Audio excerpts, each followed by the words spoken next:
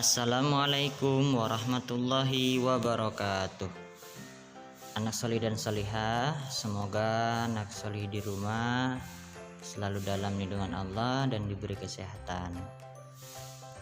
Ya, alhamdulillah, di kesempatan kali ini kita akan mempelajari pelajaran tauhid, yaitu makna ibadah dari buku tauhid di halaman 19 sampai 22. Silahkan anak soleh dan solihah dibuka, kita akan mempelajari bersama.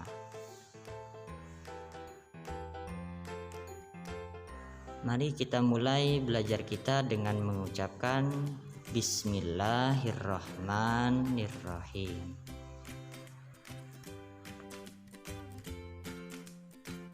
Syekh Muhammad bin Abdul Wahab rahimahullah berkata, perlu diingat ya, ibadah itu berupa ucapan maupun perbuatan yang lahir nampak maupun batin tidak nampak.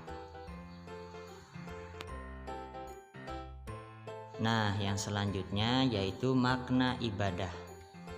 Makna ibadah yaitu sebuah nama yang mencakup seluruh perkara atau perbuatan yang dicintai dan diridhoi Allah Ta'ala. Nah, kemudian apa sih yang akan kita bahas? Kita akan membahas tentang seputar ibadah.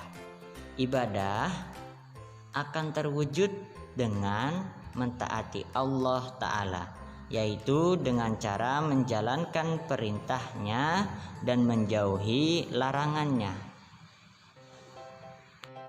Amalan yang dicintai Allah. Amalan yang dicintai Allah itu seperti sholat, zikir, membaca Al-Quran, puasa, saling menasehati, saling membantu dalam kebaikan. Itu semua adalah amal yang dicintai oleh Allah Ta'ala. Amalan yang dibenci Allah. Amalan yang dibenci Allah itu seperti 1. Berbuat zalim, aniaya terhadap saudara. 2. Berdusta atau berbohong. 3. Mengganggu orang lain. 4. Mencuri. 5. Berkata kasar dan kotor. Yang terakhir, keenam, yaitu durhaka kepada kedua orang tua. Nah, itu semua adalah amalan yang dibenci Allah Ta'ala. Selanjutnya, amalan ibadah itu ada 2 macam. Amalan ibadah yang pertama yaitu amalan ibadah lahir atau nampak. Yang pertama, sholat. Sholat adalah amalan ibadah utama yang nantinya akan dipertanggungjawabkan pertama kali di akhirat. Kedua, puasa.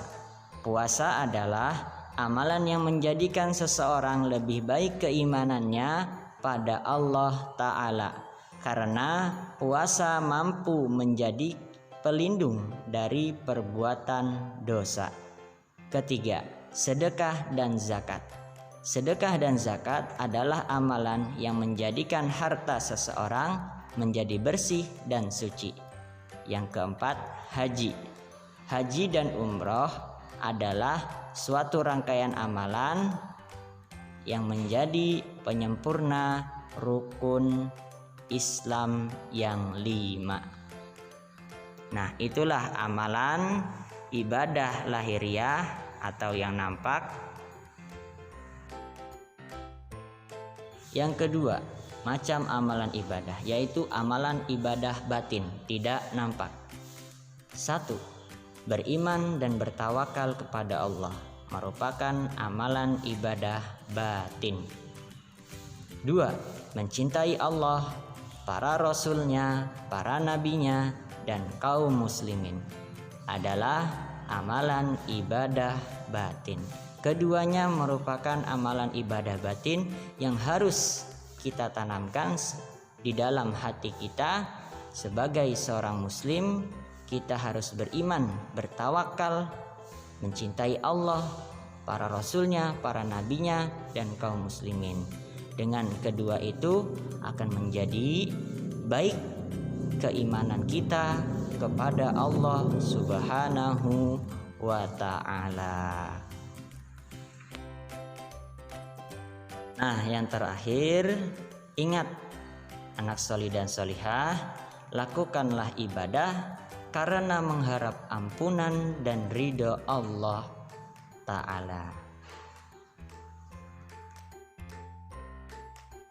Alhamdulillah, pelajaran kita hari ini sudah selesai. Kita tutup dengan doa kafaratul majlis. Subhanakallahumma wa bihamdika asyhadu alla ilaha illa anta astaghfiruka wa atubu ilaih. Walahir, wassalamualaikum warahmatullahi wabarakatuh. Nah, sekarang anak solih dan solihah kerjakan tugas yang ada di halaman 20 sampai 22. Ya, semangat.